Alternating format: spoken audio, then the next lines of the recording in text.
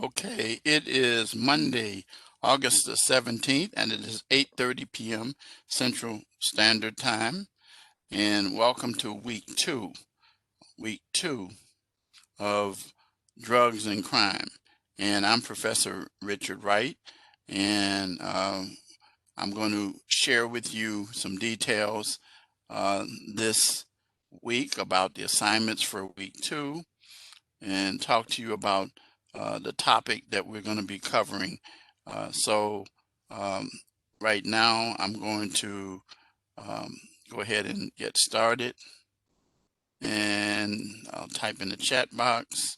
If you want to hear the lecture, you have to activate audio.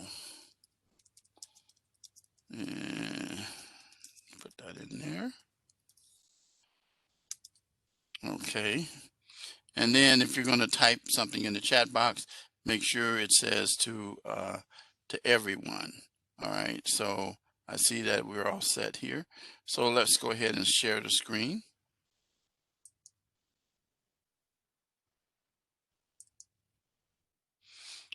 Okay. And so I'm going to scroll down here. Again, you see our live lectures for week 2, 3, 4, 5, and 6, which is now beginning today, 8:30 to 9:30. And then again, I'll give you a keyword phrase. The recording from last week, you can just click on this and it will take you to it. The same thing will happen with tonight's lecture. So let's take a look at the course calendar real quick. Then we'll come back.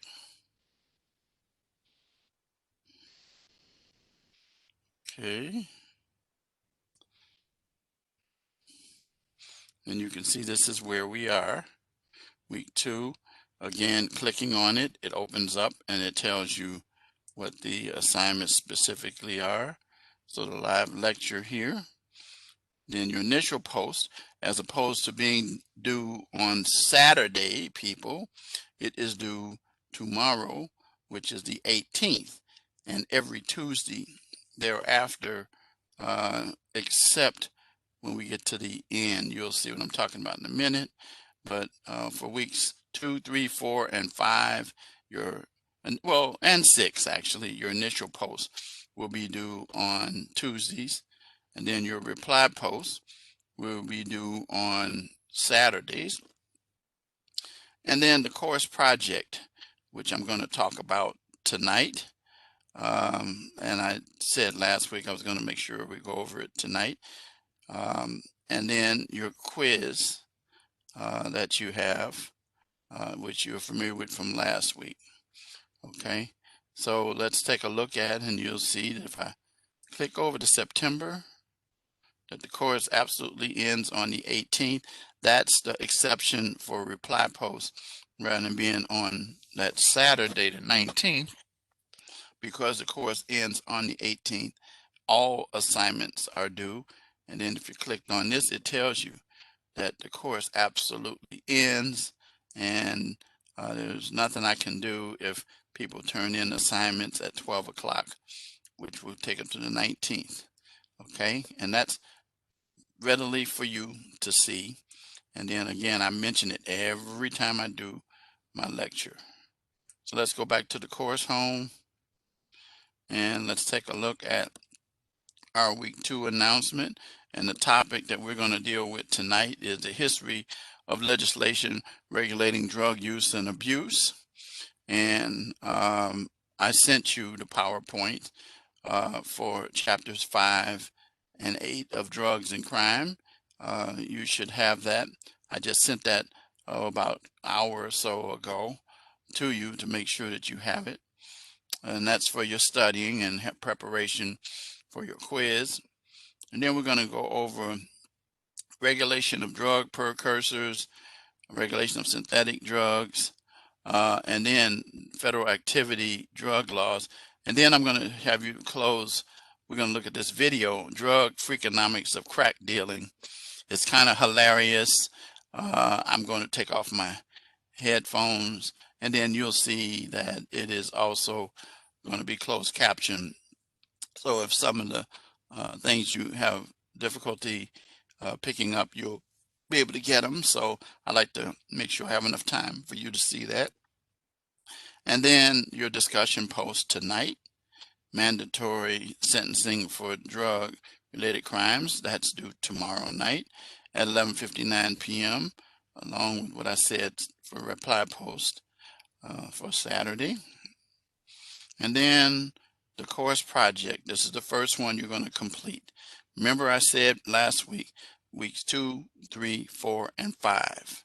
So you have those, and then your quiz as well. And then you know about my motto, adversity is a springboard to success. I shared specifics with you.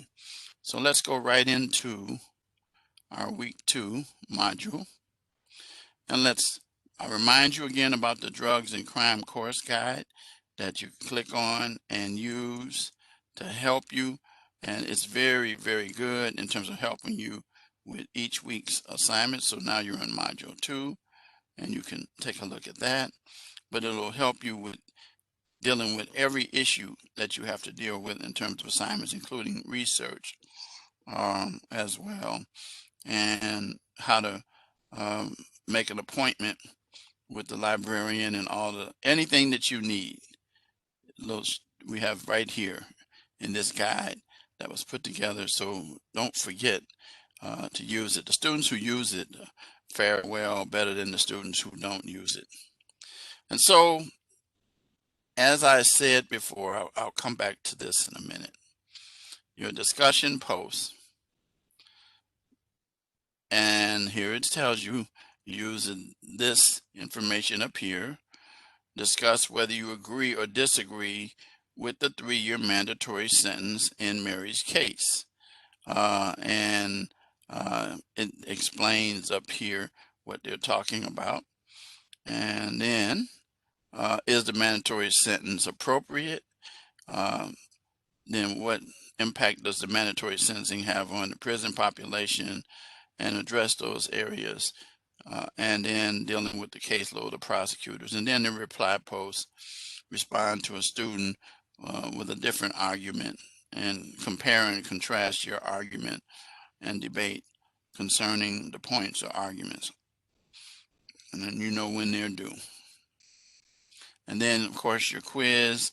Of course, you're not supposed to have any books or materials in front of you as you prepare for this quiz. And then I'll give you a live classroom lecture thing. So now let's talk about the course project. First of all, when you think about course projects, you think about taking some weeks and then having a final project. This doesn't work like that. In fact, your written assignments, aside from your discussion posts, are really labeled as course projects. So for this first week, you're going to deal with the topic of what is heroin. And you're going to use the information here in this fact pattern. Now, some very important things that you need to be aware of, and you need to remember this for each week for the next 4 weeks, week 3, 4, and 5.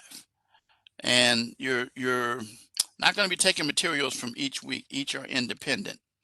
And so you're going to do, in your first step, you're going to learn more about heroin by doing research about the drugs, the source, method, and use, and so forth. And then you're going to go through this and you'll learn some things that you probably did not know. And then after conducting your research, remember a minimum of 3 pages. Does anybody remember whether it's supposed to be double space or single space? Your papers should be double space or single space. Anybody remember, or did I tell you? Yep, double space is it. It is it. And it's APA, which means you're going to have citations in the body and references at the end. So a minimum of 3 pages. That does not count the cover page. That does not count the reference page. And you're going to discuss these points in your paper. Now, notice this. at least 3 credible, and we talked about reliable sources. The library and learning center has quite a few. So you're going to rely on these 3. Now, pay attention to what else I'm getting ready to say. In conducting your research, rely on credible and reliable sources other than your textbook. And I will note whether or not these credible sources are not the reference page. There should be listed on the reference page in the proper form, but credible references or sources are indicated in your paper in proper APA citations. And I've given you enough discussion about that, but you will lose points quickly for not doing that.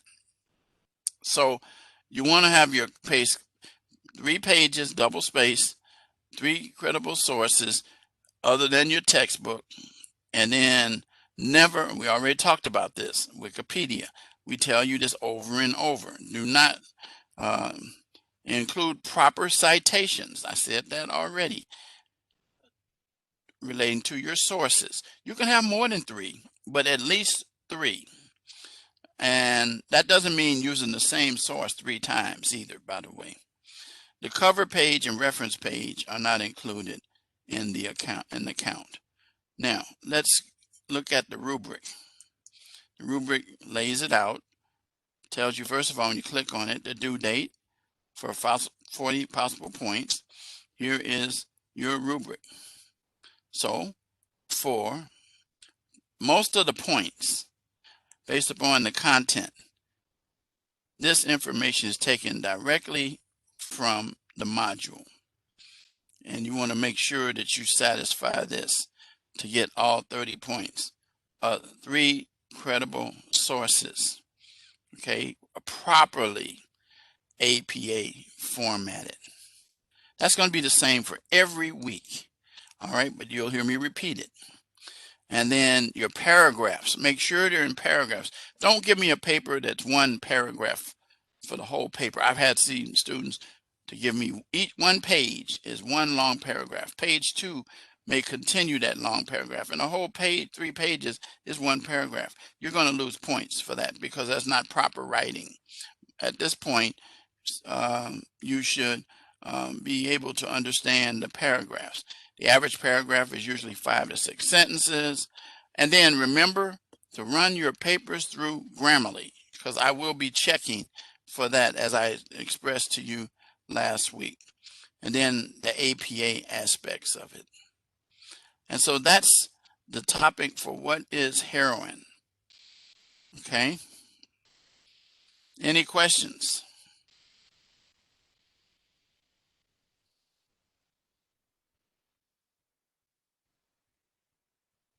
Okay.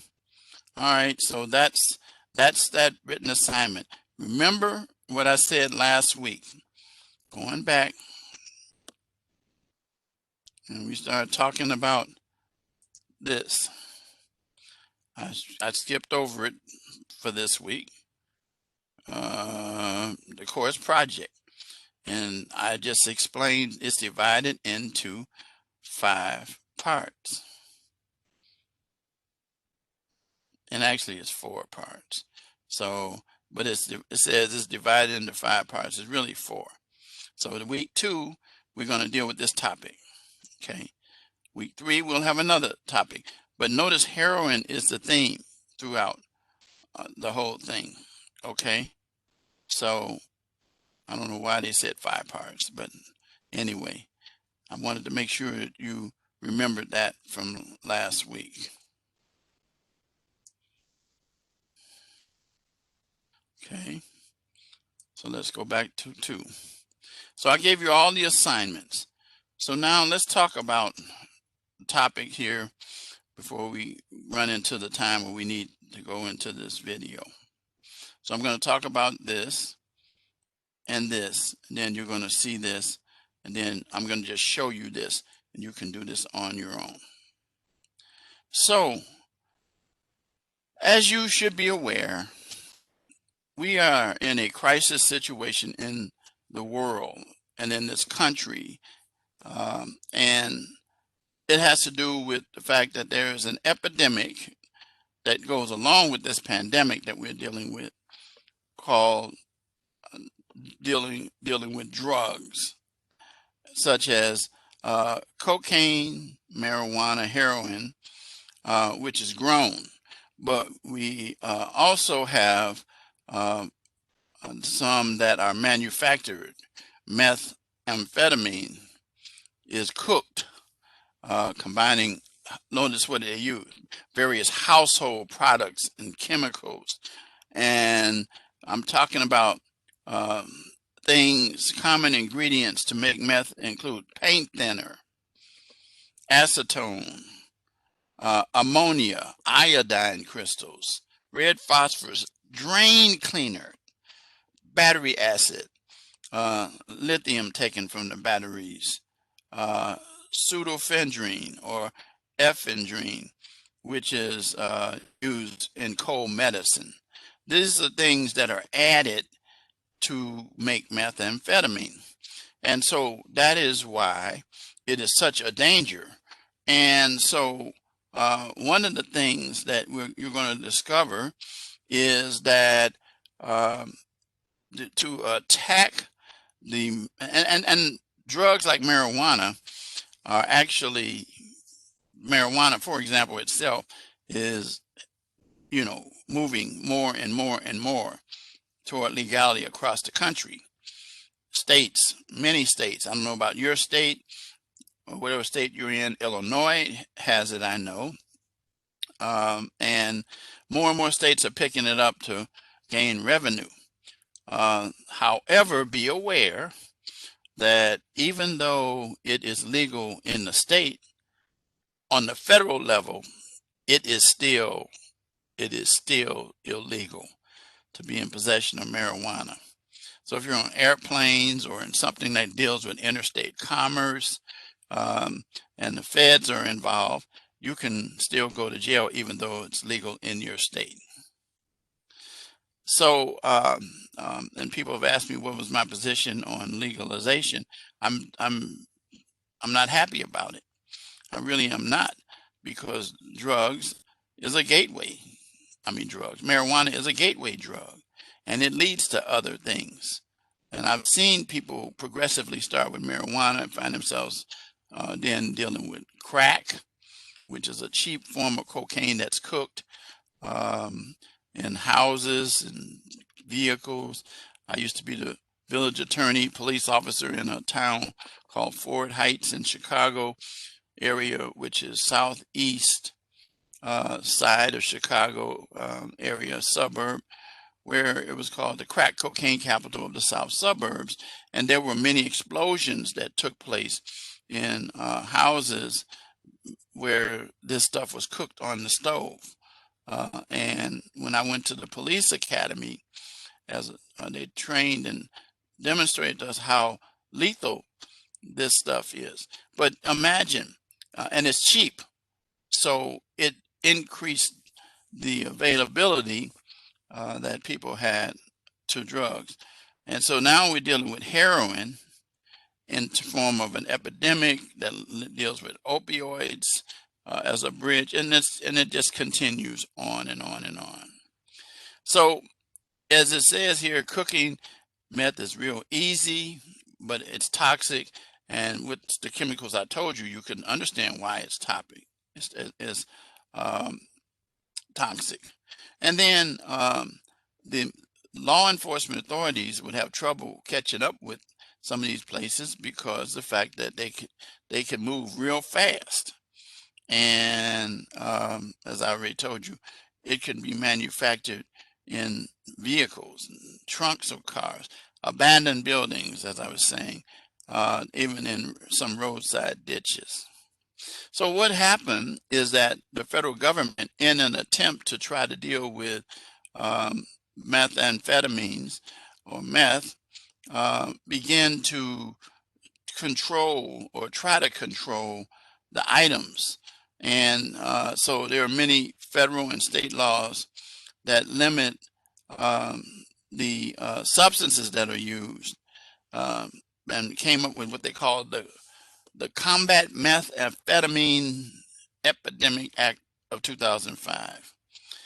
And the act required retailers who are selling non-prescription products such as pseudoephedrine, ephedrine, or it's basically something that was like something you could find over the counter, and they had to put it in locked cabinets.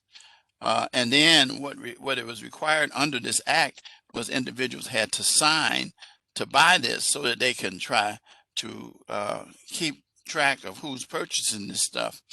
And but what that did was there were straw people that were purchasing it for others, and they were getting it to them, and they were using fake IDs. It was all kinds of things. And so they're supposed to have taken the products away from the meth labs. But again, as I said, they are very mobile. And so what happened is the Mexican drug trafficking organizations took over and then became the primary manufacturers and distributors of methamphetamines all throughout the United States, so that it could be already ready when it comes about. So I always tell students to think about this, what it says here. If your state has your state passed the law restricting the purchase of these items, and do you think these laws have an impact on meth production and related criminal activity? What do you think?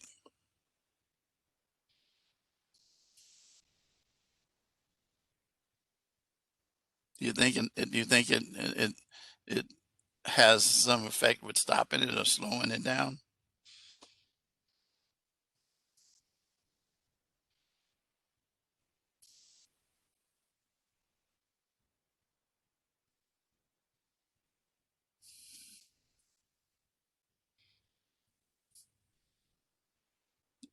Okay, I'll give you the real answer from a law enforcement perspective, and that I have been exposed to, and then I go to seminars every year. Um, the answer is no, because of what the second thing you said. They still find ways to get these substances, and it's so you're going to hear me say this 100 times this course. The only real way, and we're going to talk about the war on drugs here. The only way that this thing is going to be licked is not with laws, but with treatment, and treatment for individuals. And you're going to discover as you progress into this class that law enforcement has caught hold of that. And there's some things that we're going to talk about in future weeks, and you'll learn what I'm talking about. So, yep.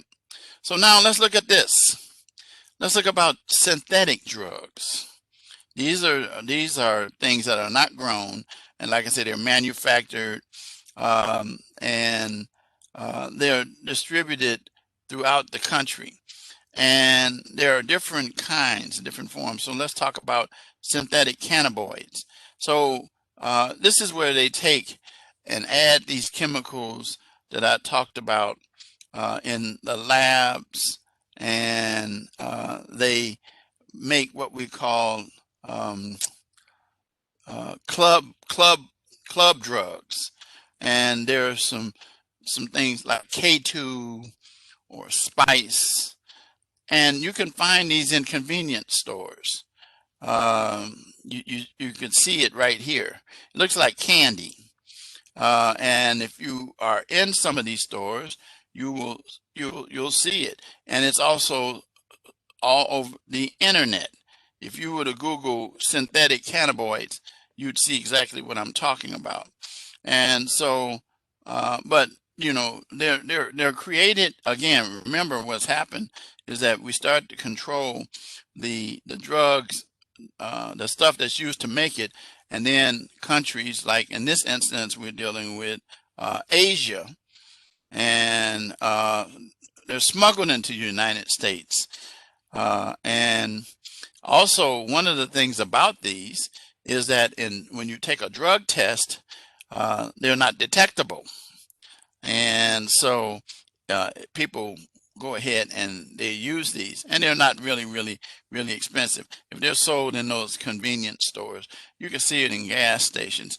If you pay close attention, you have seen them, but you just didn't recognize what they were. If a kid saw it, they would think that it's a candy, but it is obviously not a candy. And so what has happened is that the thing that we've uh, tried to do is educate people about the existence of these things. That's what the state does through the health and poison centers. And some of the adverse effects of taking this stuff are that your blood pressure can go up, you can have a heart attack, you can become unconscious, you vomit, seizure, hallucinations, it makes you do some crazy stuff you're going to see in a few minutes. And so in order to, here we go again, to combat this, the spread of synthetic drugs, the enactment of the Synthetic Drug Abuse Prevention Act, which places 26 of these cannabinoids into Schedule 1 of the Controlled Substance Act, which you guys are familiar with that from last week. And then many states, it said at this time, 43 states, I think everybody now has caught on to it, to try to control these things. But look what happened before 2010. They weren't controlled by any state or at the federal level. So at least it said 44 states have taken action to control one or more. And like I said again, I think it's 50 now. So the point of the matter is that these are just some of the things. So when we start talking about methamphetamines and things like that, we're not talking about stuff that's grown. We're talking about stuff that's manufactured out of dangerous stuff. Can you imagine putting drain cleaner in your body? Well, that's what you're doing. So now let's talk about one other type of thing. It's called bath salts, and it has nothing to do with taking a bath. And it's a street name for these drugs. And here's what happens. These things are sometimes labeled, as it says, purposely as bath salts, plant food, or air freshener, to trick people into thinking that they're not really that serious. However, by sniffing this stuff, as you can see, snorting it, or can smoked, it results in agitation, insomnia, irritability, dizziness, depression, paranoia, delusion, suicidal thoughts, seizures, and panic attacks. These are just some of the things that can happen. And so chest pains, heart pains, nosebleeds, vomiting. In other words, it could send you into a cardiac situation. And so look at some examples here. And this goes back a few years now, it's dated, but I do remember these. A highly publicized incident in Miami called the zombie attack, where a naked man who was high on bath salts chewed on the face of a homeless man in an attack before being shot by local police. And there's been those kinds of attacks that have taken place across the United States that have been attributed to bath salts. Somebody once said that they thought that Mike Tyson might have been on bath salts. You remember about the famous Mike Tyson biting the ear of one of the boxers. Well, no, that wasn't it. He was just doing something else. But anyway, the point of the matter is that there's all kind of egregious things, and these are just some of the things. But you know, these attacks, a person is out of control, and many of the times those people, when they're on those trips, I had to deal with a person who was on a trip during the time I was a policeman. It took 6 of us to control one guy. It was that tough because that dude was on that trip. And we not only had to get him in cuffs, but we had to put him in cuffs, and then they end up with a straitjacket to keep this guy under control. So anyway, this was years after I retired from that, 89 to 93, when I was a policeman. But in 2011, the DEA, Drug Enforcement Agency, published some details, some information dealing with the 3 synthetic stimulants used to make bath salts. And it lists them here. But the fact of the matter is that except as authorized by law, this action makes possessing and selling these chemicals that contain them illegal in the United States. You know, but most of the time you don't get them until somebody is actually using them. And finally, lawmakers, in an attempt to keep up with these things, and to try to stay ahead of them, they kept passing laws. They keep passing laws. And so in addition to the legislation, as I said, we educate people about some of the things that these things do. And like they talked about National Youth Synthetic Youth Awareness. It's teaching kids about, like, the DARE program that you guys probably are familiar with. Are you guys familiar with the DARE program or know about it? Yes, across the country. And law enforcement officers go to grammar schools and talk to kids on their level about drugs. Before we get to this one, I just want to show you this. You can do these questions yourself, and you'll go over this, type in your answer, and next. And this is to help you get prepared. So I'm not going to cover that. So now I'm going to take you to this video for the rest of the time. And I'm going to open it up.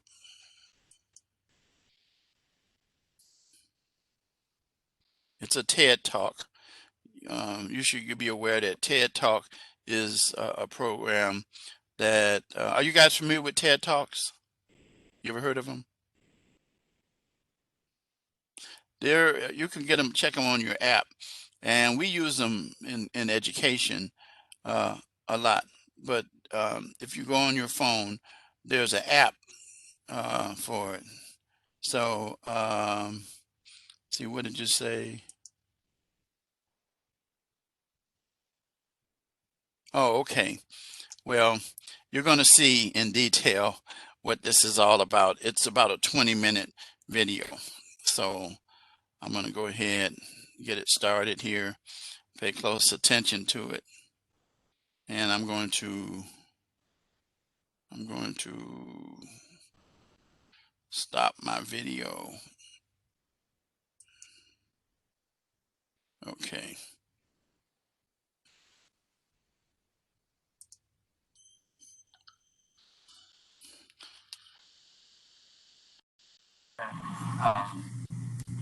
I'll be talking now about my own trilogy,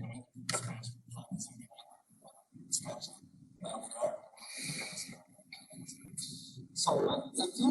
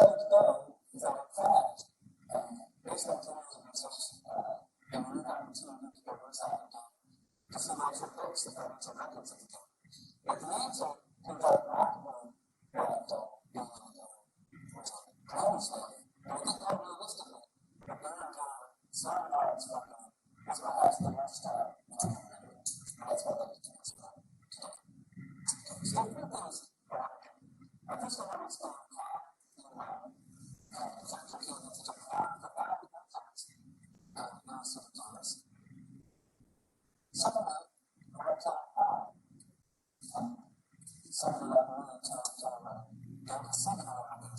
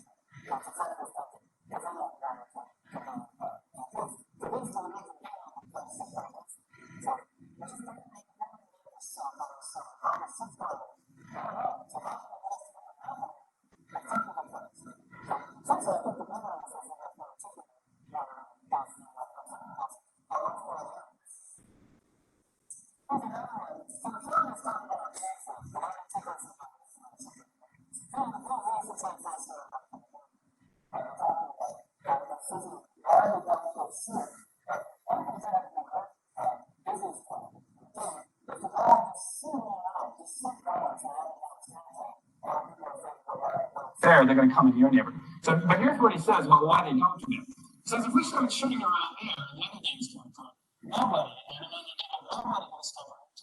But we got to be careful, because they can shoot around here too, and then other things. And lots of other stuff. But then he sometimes the economists didn't go. So, one thing we observed in the data is that they looked at, in terms of the game, remember, the game that was always coming from.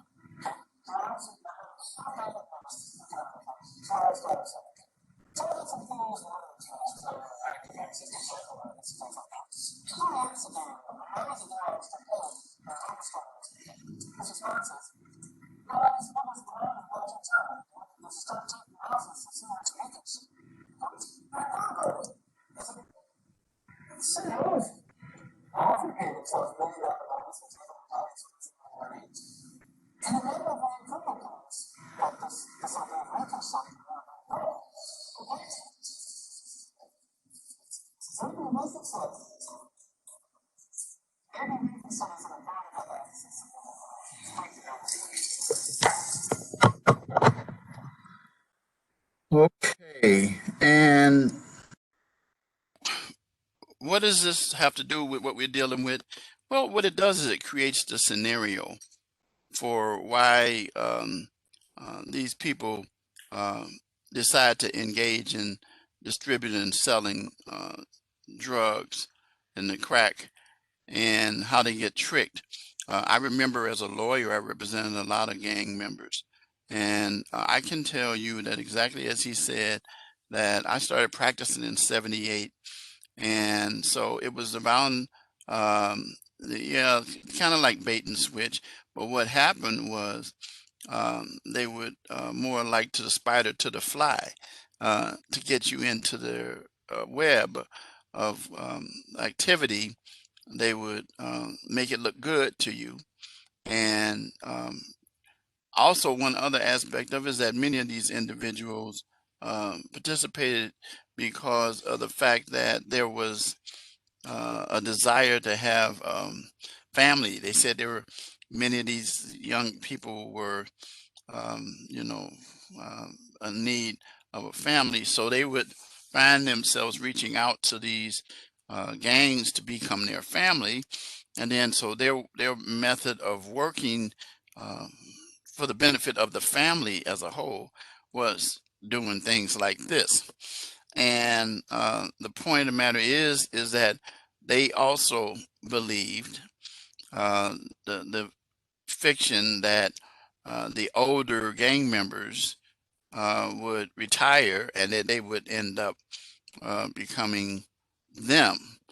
But just like when the cartels uh, are brought down, one like El Chapo was brought down.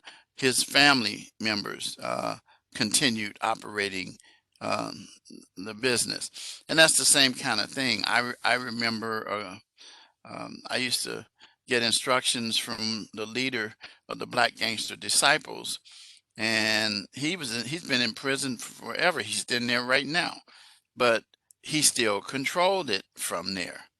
And so what I'm saying to you is that, and that his people, man, they live on the Gold Coast area. They live in nice homes, and um, they have not necessarily bank accounts, but they sometimes invest the money in the other individuals' businesses and things like that. So they're um, owners, but their names are not of title. My point is that it is gainful for those at the top.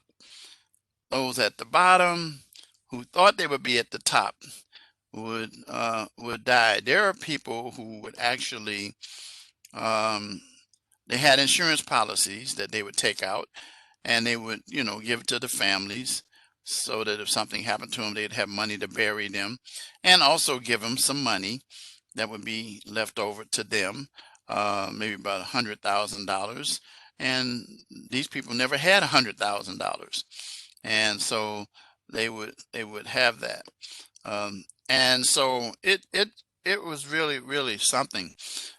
It didn't really become a real serious issue until now, whether you got the semi-automatic weapons and you have people shooting and missing each other, and innocent people, like in the Chicago area and the most urban areas, kids are getting killed because these people don't know how to shoot. And so the point of the matter is it's become a danger. But the key thing to remember, guys, is that it's a cheap high, as we talked about crack earlier. And so it's able to be distributed in the community, and people would get what they call a cheap high, and then, as was stated, that it lasts a brief period of time. And so what people do is they seek to get more.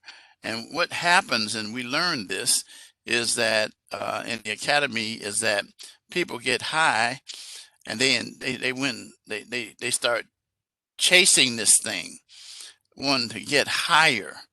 And how do they um, get higher? They increase their dosage, and consequently their ODs. I have a sister who, in 1994, my baby sister to be exact, um, she was the baby when my mother was killed, and she overdosed on crack cocaine. One of the hardest jobs I ever had was as a minister, was to eulogize her. So pretty tough thing, pretty tough thing. So I wanted to share that with you, and so you understand that manufactured drugs, thank you, manufactured drugs um, are extremely dangerous, very hard to regulate, but it's something. And when you stop to think about uh, the things that these people do in terms of making money on it. So with that, I'm going to say good night. We're at 8:30, 8:31, and I want to wish you guys the best. And the key phrase that I want to give you is, want to take a guess? Anybody?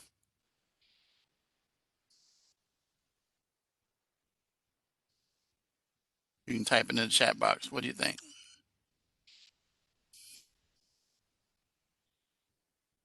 Nope.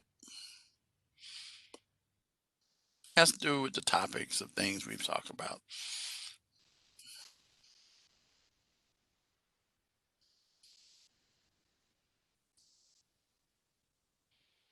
One more guess?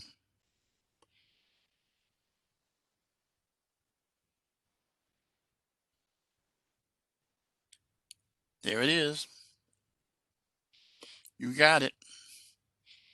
That's exactly what it is.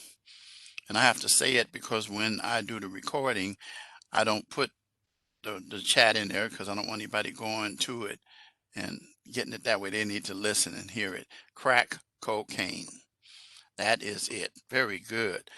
And I always tell students, if you pay attention to the entire lecture, you can, my theme usually is something that has to do with the subject, a very important subject that last week it was spring adversity, is the springboard to success. And I think that was said in this class. I know I had it in another class too. But anyway, the point of the matter is it's important for you to focus in on the topics of this lecture. And so for these next few weeks, we will be, yeah, drugs and crime. That's what it was. Thank you.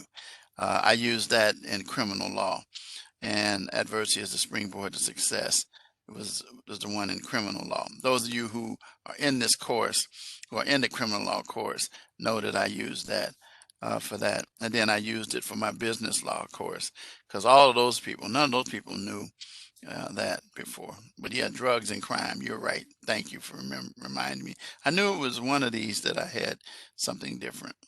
So crack cocaine is very, very, very dangerous, and it's very lucrative in the urban cities. Okay, guys, I'm going to say good night to you. I'll see you next week. Enjoy your week. Stay safe. Get those assignments done. And good night to you.